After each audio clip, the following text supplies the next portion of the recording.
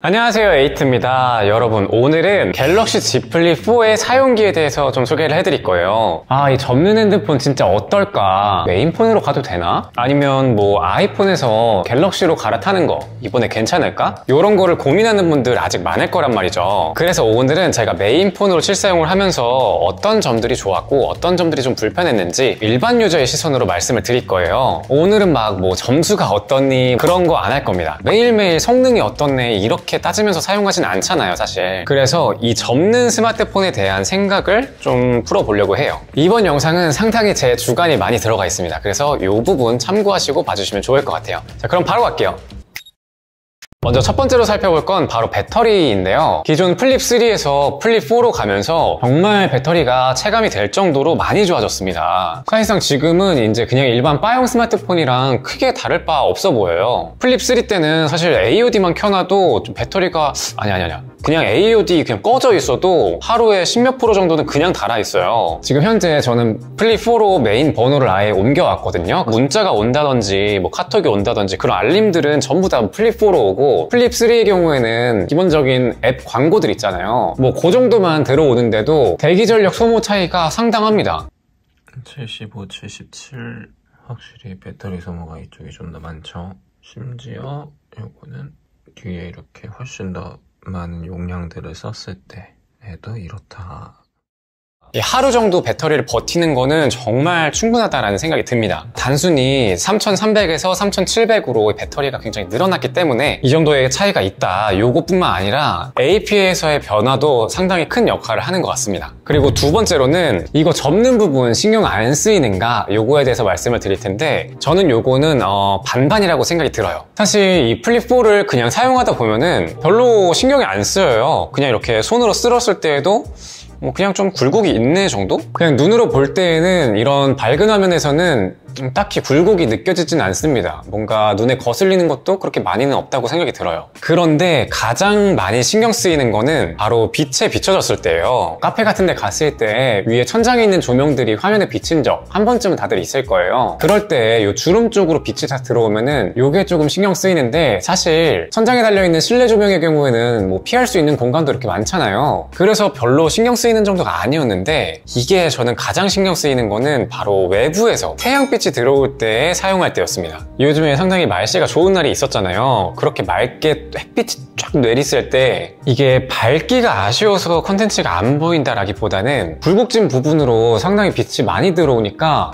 이걸 좀 피해서 보기가 생각보다 좀 어려웠습니다. 그래서 뭐 길 가면서 사용할 때라던가 아니면은 뭐 버스 정류장에서 잠깐 이렇게 볼 때, 그럴 때에도 다소 거슬린다라는 생각이 들었습니다. 외부에서 사용 시에는 이런 불편함이 있었다 정도로 생각하시면 될 것 같아요. 그리고 세 번째로는 바로 화면비에 대해서 얘기를 할 거예요. 사실 이 화면비도 약간 반반입니다. 이게 일반 바용 스마트폰에 비해서 가로로 상당히 좁다 보니까 특히나 키보드 자판을 칠 때 가장 불편했어요. 다른 키보드 배열을 사용한다면 별로 큰 문제는 없겠지만 이렇게 커티 키보드 이용자에게는 다소 불편할 수도 있다라는 생각이 듭니다. 갤럭시의 경우에는 이렇게 키보드 크기 조절을 하면은 위아래로는 늘릴 수 있지만 이 가로로는 좀 적응을 해야 됩니다. 그리고 또 키보드뿐만이 아니라 이렇게 가로로 좁은 만큼 SNS 사용 시에도 사진이 상당히 작게 보여요. 특히 인스타 같은 거 1:1 비율 사진이 많잖아요. 이런 거 볼 때 이렇게 한눈에 봐도 비교가 확실하게 되죠. 이게 이 플립 4만 봤을 때는 그렇게 큰 차이가 없다? 뭐 요 정도면 괜찮다라는 생각이 들긴 하지만, 저도 이렇게 비교하면서 보니까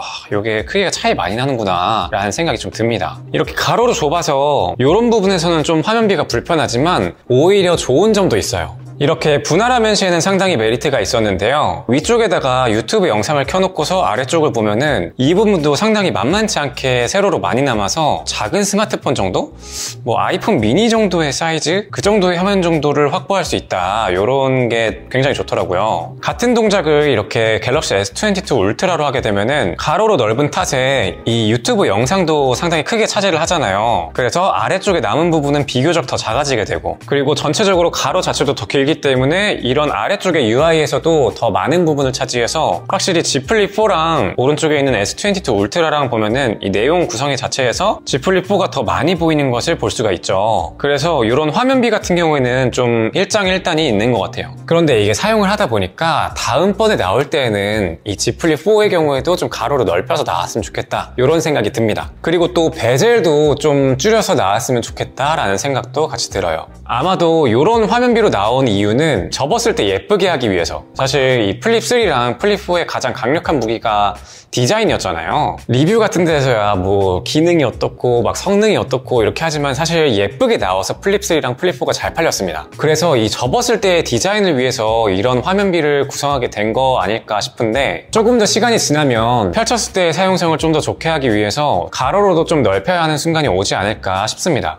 그런데 이게 다시 봐도 진짜 후면 디자인의 경우에는 현재 기준으로 이것보다 더 예뻐질 수 있을까 싶을 정도네요. 그런데 이렇게 가로폭 확장에 대한 의견은 뭐 사람마다 얼마나 답답함을 느끼느냐, 이렇게 느끼는 사람이 얼마나 많느냐, 이런 거에 따라서 뭐 알아서 판단을 할 거기 때문에 그대로 갈 수도 있겠다라는 생각이 들기도 하긴 합니다. 개인적으로는 가로로 좀 넓어져야 된다라고 생각을 하는데 여러분들은 어떤지 좀 궁금해요. 그리고 네 번째로는 이제 카메라 얘기를 해볼 건데요. 기존 플립 3보다 더 커진 센서 탓에 이 카메라 성능이 더 좋아졌습니다. 그런데 사실 밝을 때 찍는 사진의 경우에는 뭐 1, 2년 전 핸드폰이나 큰 차이가 없다라고 생각이 들어요. 사진을 찍고 나서 이렇게 확대 하면은 당연히 발전된 정도를 체감할 수 있겠지만, 그냥 뭐 여행 같은 사진을 찍고서 막 슥슥 넘기면서 볼 때, 이럴 때에는 뭐 그냥 다 잘 나온다, 이런 생각이 좀 들긴 합니다. 그런데 어두울 때는 얘기가 많이 달라져요. 어두운 사진을 찍을 때는 노이즈를 더 적게 찍을 수 있어서 이 퀄리티가 확실히 달라집니다. 그래서 이런 야간 모드의 성능이 중요하신 분들은 3 때보다 만족도가 훨씬 더 높을 거예요. 그런데 사실 이 플립에서는 카메라의 성능이 어떻네 요것보다는 플립만이 할 수 있는 이 접는 기능이 합쳐져서 기능적인 부분에서 만족도가 훨씬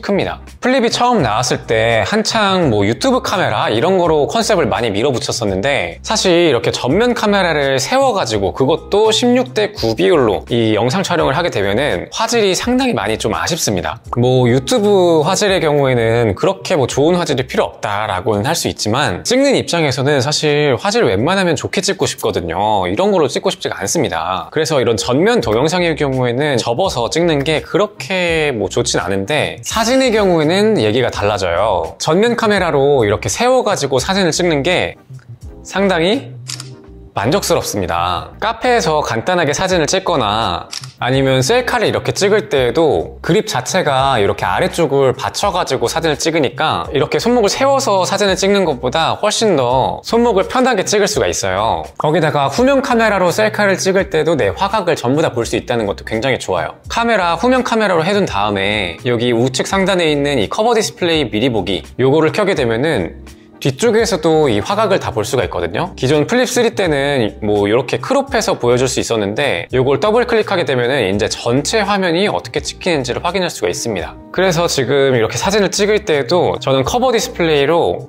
제가 어떻게 찍히는지 전체 화각을 다 보고서 찍을 수가 있어요. 아마 근데 요 더블 클릭해서 전체 화각을 다 보여주는 이 기능은 플립 3도 추가해주지 않을까 싶습니다. 또 이렇게 접는 기능이 카메라랑 합쳐지면은 소카 같은 거 이용을 할 때 블랙박스 없는 경우도 있고, 블랙박스가 있더라고 하더라도 이 소카에다 따로 신청을 해가지고 뭐 하루 이틀 후에 확인하거나 막 그럴 수가 있다고 들었어요. 그런데 아예 뭐 임시 거치대 같은 게 있어가지고 차 대시보드에다가 이렇게 거치를 해놔서 뭐 약간 임시 블랙박스처럼 사용할 수 있는 그런 기능으로 이용할 수 있으면 좋지 않을까 싶습니다. 그리고 다섯 번째로는 바로 커버 디스플레이에 대해서 말씀을 드려볼게요.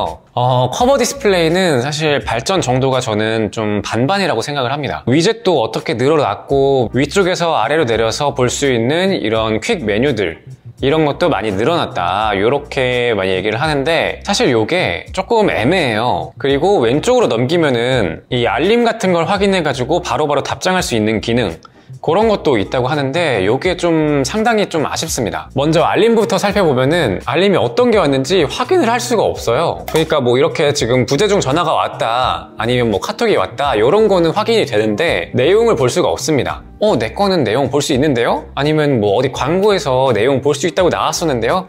이렇게 하시는 분들은 아마 설정을 따로 안 만졌거나 잠금 기능 사용을 안 하시는 분들일 수 있어요. 근데 그것 중에서도 잠금 기능 사용할 때 알림 숨기기라는 게 있거든요. 잠금하면 알림 설정에 보면은 여기 알림 내용 숨기기라고 있습니다. 그런데 요거를 켜게 되면은 잠금화면과 커버화면에서는 자세한 내용은 표시되지 않습니다. 이렇게 나오는데 이게 커버화면에서 안 보인다는 게 상당히 많이 아쉬워요. 물론 이 알림 내용 숨기기 이 기능을 끄게 되면은 이렇게 바깥에서 클릭했을 때에도 이 부재중 전화가 지금 엄마한테 왔구나 이런 걸 확인할 수가 있고, 커버 디스플레이에서도 이렇게 뭐 엄마한테서 부재중 전화가 왔다, 어떤 내용인지를 확인할 수가 있는데, 세정님은 노노 개소리라고 댓글을 다셨네요. 사실 이렇게 사용을 하면은 잠금 화면이라는 게 크게 의미가 없잖아요. 홈화면 안쪽으로 못 들어오게 하는 것도 목적에 있지만 알림 내용을 숨기는 것도 이 잠금 장치 자체에 목적이 있단 말이죠. 그래서 뭔가 이렇게 알림이 왔을 때 카카오톡 이렇게 클릭을 하면은 지문인식을 통해서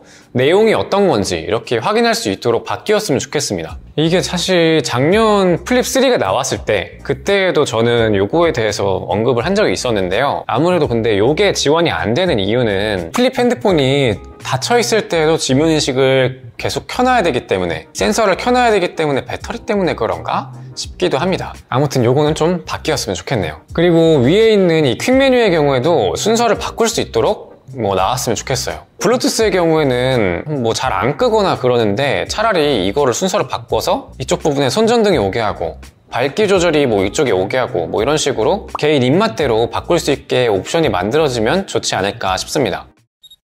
자, 오늘은 이렇게 Z 플립 4를 사용하면서 접혔을 때 이 주름은 어떤지, 아니면 이 화면비는 어떤지, 커버 디스플레이는 어떤지 이런 것들 위주로 사용기를 알려드렸어요. 결론적으로 말하자면은 사실 불편한 점도 다소 있긴 하지만 이번에 배터리도 상당히 많이 개선이 됐고, 플립 4만의 이런 접는 특성을 사용해가지고 기존의 바형 스마트폰에서는 할 수 없었던 다양한 좀 기능적인 부분들을 수행할 수 있기 때문에 저는 메인폰으로 사용해도 전혀 부족함이 없다고 생각을 합니다. 방수 같은 경우에도 플립 3 때부터 그랬지만, 제가 여기서도 테스트를 했지만 플립 4 같은 경우에도 정말 방수도 잘 지원하는 것 같고요. 자, 이렇게 영상을 준비해봤는데 지금까지 플립 4를 고민하고 계셨던 분들이라면 많이 도움이 되었으면 좋겠습니다. 댓글로 질문 주시면은 제가 아는 선에서 대답을 해드릴 테니까요. 궁금한 점 많이 질문해주세요. 자, 이번 영상은 여기까지고요. 제 영상이 도움이 되셨거나 에이티를 더 보고 싶다 하신 분들은 좋아요와 구독 부탁드립니다. 감사합니다. 일단 설정들 다 똑같게 되어 있고, 자동 HDR 요것만 다르고, 지금 야간 모드 다 설정되어 있고, 이제 불 끄고, 찰칵.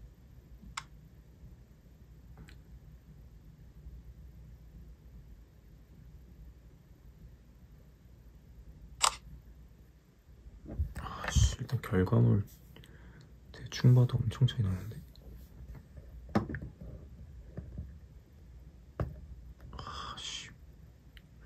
왜 이렇게 많이 차이 나냐? 이래도 너무 많이 차이 나는데? 여기는 좀 셔터 스피더가 0.5초고 여기는 1초고 ISO가 왜 이렇게 많이 차이 나지?